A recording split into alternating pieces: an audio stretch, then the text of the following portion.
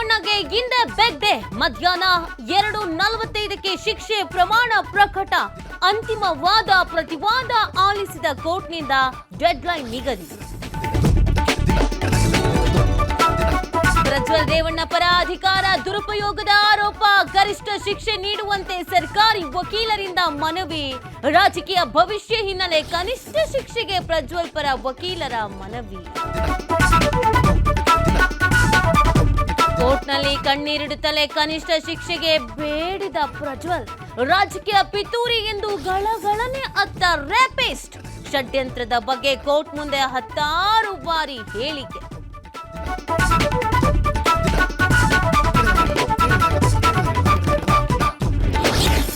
ನೇತ್ರಾವತಿ ದಡದಲ್ಲಿ ಮುಂದುವರೆದ ಶೋಧ ಕಾರ್ಯ.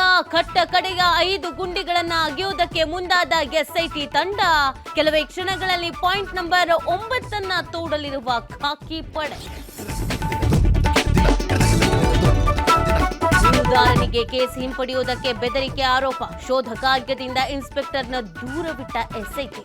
ದೂರಿನ ಹಿನ್ನೆಲೆ ವಿಶೇಷ ತನಿಖಾಧಿಕಾರಿಯಿಂದ ಕ್ರಮ.